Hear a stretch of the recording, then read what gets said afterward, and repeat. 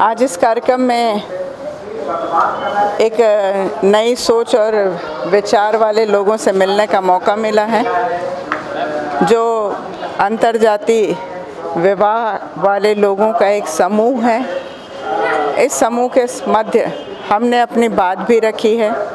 अंतर्जातीय विवाह करना बुरा नहीं है, लेकिन ऐसे रिश्तों को निभाने के लिए उन जोड़ों का आपको मॉनिटरिंग करने की भी ज़रूरत है कि क्या वास्तव में वो विवाह अब तक निभ रहे हैं। क्योंकि महिला आयोग में हमारा एक अनुभव है अब तक का कि लव मैरिज करने के बाद में 2-4 महीने के बाद ना लव बचता है ना मैरिज बचती है और इनका भूत भी उतर चुका होता है। आज के समय में 21वीं सदी में जाति व्यवस्था के आधार पर ज़बरदस्ती विवाह करना भी गलत है।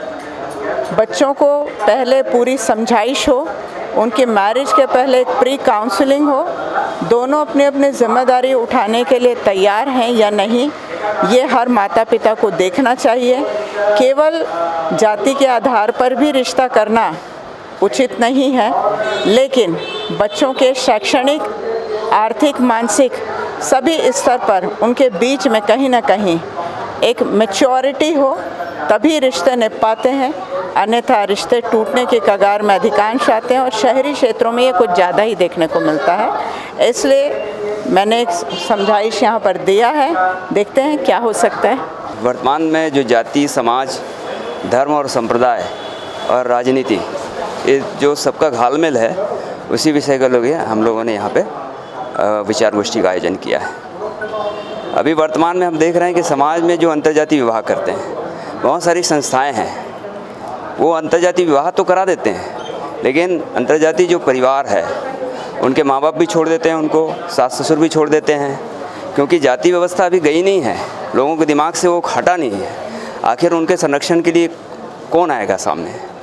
क्योंकि कबीर दादा रविदास जितने संत आए हैं, उन्होंने इसकी खिलाफत की है जाति व्यवस्था की, और आज राजनीति भी जाति व्यवस्था के तहत हो रहा है। सोशल इंजीनियरिंग के माध्यम से, इंजीनियरिंग तो कंस्ट्रक्ट करता है ना, ये तो सोशल इंजीनियरिंग के माध्यम से केवल डिस्ट्रक्शन चल रहा है। तो जो अंतर्जातीय परिवार है उनको संरक्षण प्रदान करने के लिए हम लोगों ने इस विचार गोष्ठी का आयोजन किया और एक मानव समाज का गठन किया है। और निश्चित रूप से जैसे अभी दीदी ने कहा, हम उनकी बातों से पूरी तरह सहमति है, क्योंकि विवाह जो है, चाहे जाति में करें चाहे अंतर्जातीय विवाह करें, मैच्योरिटी होना ज़रूरी है, उनका शिक्षित होना ज़रूरी है। लेकिन आप लोग एक चीज़ देखेंगे कि यदि विवाह जातियों में होता है तो उनको संरक्षण मिल जाता है। यदि बेरोजगार है तो माँ बाप लोग उसको मदद कर देते हैं, लेकिन जो अंतर्जातीय करता है तो समाज के सारे मुखिया उसके खिलाफ में हो जाते हैं, सास ससुर उसके खिलाफ में हो जाते हैं, माँ बाप खिलाफ में हो जाते हैं। यदि वो बेरोजगार है तो क्या करेगा, फिर संरक्षण कौन प्रदान करेगा उसको? इसलिए उसके सर में हाथ रखने के लिए एक मानव समाज आया है और उनकी भलाई के लिए आया है। और हम कभी नहीं कहते हैं कि आप भाग के शादी करो।